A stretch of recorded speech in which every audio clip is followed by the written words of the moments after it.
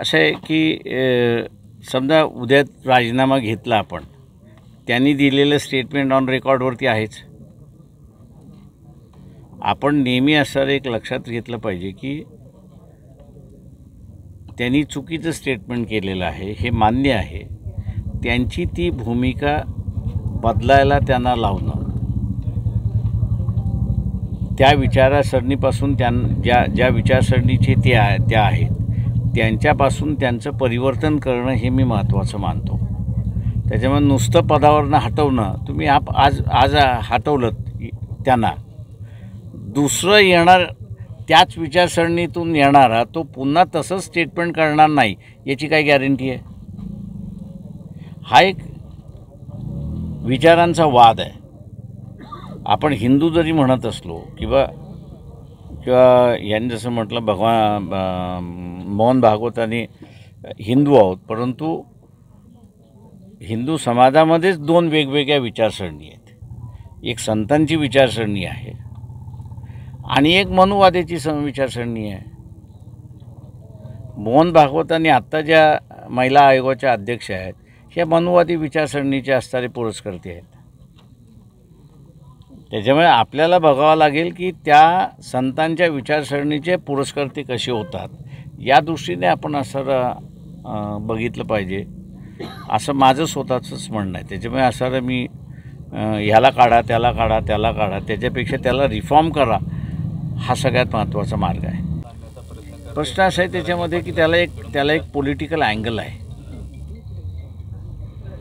नुसतं वंजारी बंजारा जसा वाद होता शरद पवारांच्या कालावधीमध्ये, त्यावेळेस आम्ही असारा लक्ष घालून, मी असेल, मकराम पवार असतील, त्याच्यानंतर गोपीनाथजी मुंडे असतील, बबन ढाकणे असतील, या सगळ्यांनी आम्ही लक्ष घालून तो असणारा वाद त्या ठिकाणी मिटवला होता.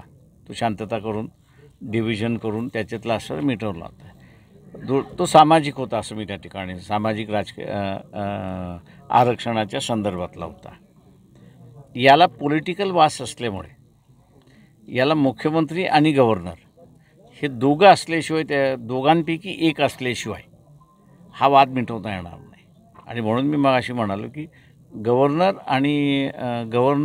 किंवा मुख्यमंत्री या दोघांनी ह्याच्यामध्ये लक्ष घातलं पाहिजे. पायल मुंडेच्या ह्याच्यामध्ये मी म्हणेन सुप्रीम कोर्टसुद्धा इन्व्हॉल्व आहे ह्या सगळ्या ह्याच्यामध्ये. ती दाबायला पायल तडवीच्या केसमध्ये सुप्रीम कोर्टसुद्धा जो न्याय दिला पाहिजे होता, ज्या बेंचसमोर होतं त्या बेंचनी जो न्याय द्यायला पाहिजे होता तो तेवढा न्याय काही दिला नाही. त्याच्यामुळे पायल तडवी यांची केस दाबण्यात आली. जसं तुम्ही शेवटपर्यंत तडा लावत नाही आणि जे आरोपी आहेत त्यांना तुम्ही शिक्षा देत नाही तोपर्यंत सिस्टमवरती वचक येत नाही. एकदा सिस्टम काम करायला लागलेली आहे, सिस्टमला चॅलेंज करता येत नाही, ती सिस्टम आपल्याला शिक्षा देते, तर एक भीती कुठेतरी निर्माण होते की आपण या गोष्टींपासून दूर राहिलं पाहिजे. आणि मी असं म्हणेन ह्या दोन्ही केसेसमध्ये आम्ही त्या दृष्टीने पावलं टाकतो आहे तशी परिस्थिती. या प्रेस कॉन्फरन्समध्ये थँक्यू नको, चालेल, थँक्यू. पाहिजे तर नंतर तुम्हाला हे करतो, आता नाही. संपदा मंदिरसह ते मी दुर्दैवानं असं म्हणेन की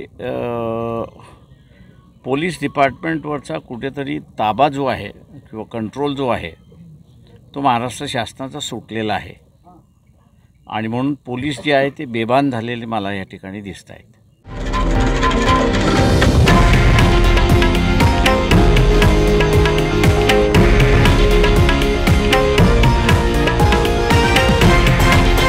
हे आहे देशातील नंबर 1 न्यूज नेटवर्क आणि आपण पाहत आहात TV9 मराठी, एकमेव.